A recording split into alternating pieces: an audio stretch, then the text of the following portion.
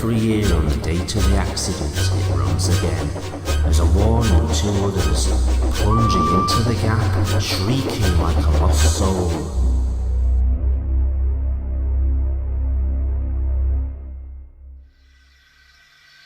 Percy, what are you talking about? The ghost train. Driver saw it last night. Where? Asked Thomas and Toby together. He didn't say, but it must have been on our line. He says ghost trains run as a warning to others. Oh, he went on, it makes my wheels wobble to think of it. Pooh, said Thomas. You're just a silly little engine, Percy. I'm not scared.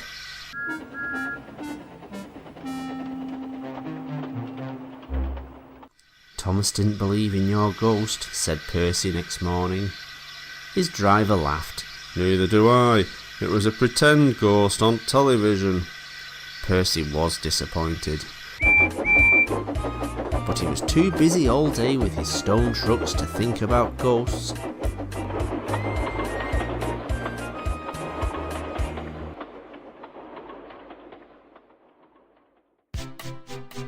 That evening he came back light engine from the harbour. He liked running at night. It coasted along without effort. The rails hummed and signal lights changed to green at his approach. He always knew where he was, even in the dark. Crow's Farm Crossing, he trumpeted happily. We shan't be long now.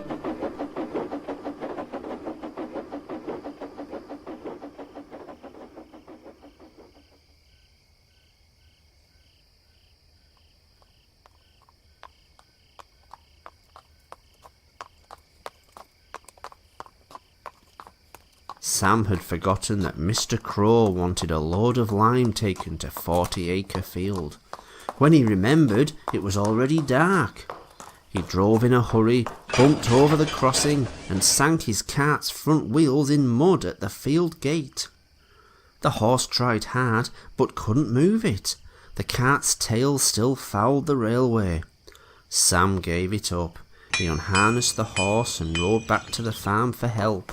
There's still time, he told himself. The next train isn't due for an hour. But he reckoned without Percy.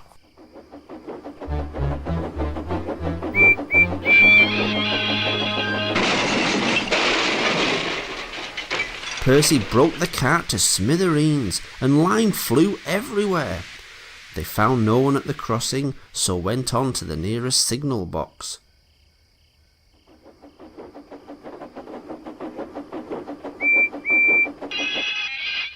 Hello, said the signalman.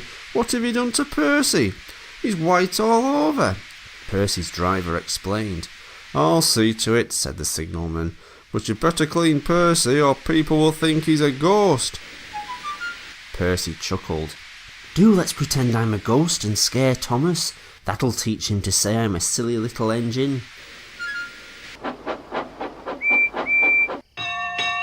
On their way they met Toby, who promised to help.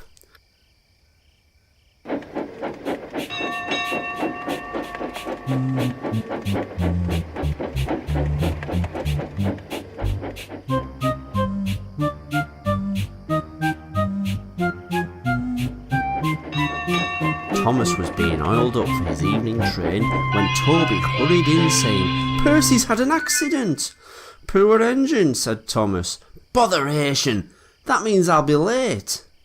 They cleared the line for you, Toby went on, but there's something worse. Out with it, Toby, Thomas interrupted. I can't wait all evening. I've just seen something, said Toby in a shaky voice. It looked like Percy's ghost. It said it was coming here to warn us. Pooh, who cares? Don't be frightened, Toby, I'll take care of you. Percy approached the shed quietly and glided through it.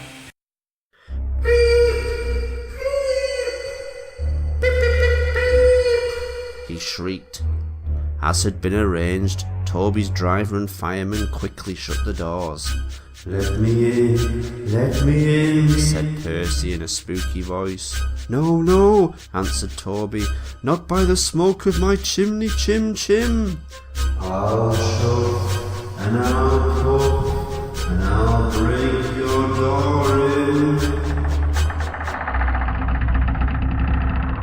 "Oh dear!" exclaimed Thomas. "It's getting late. I'd no idea. I must find Annie and Clarabelle." He hurried out the other way.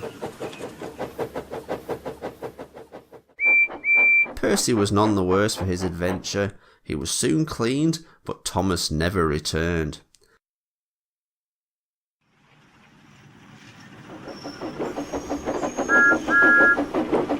Next morning, Toby asked him where he'd been.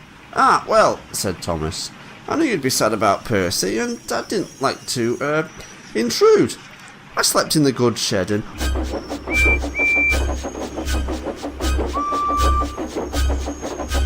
"Oh," he went on hurriedly, "sorry, can't stop. Got to see a coach about a train." And he shot off like a jackrabbit. Percy rolled up alongside. "Well, well, well," he exclaimed. "What do you know about that?" "Anyone would think," chuckled Toby, "that our Thomas had just seen a ghost."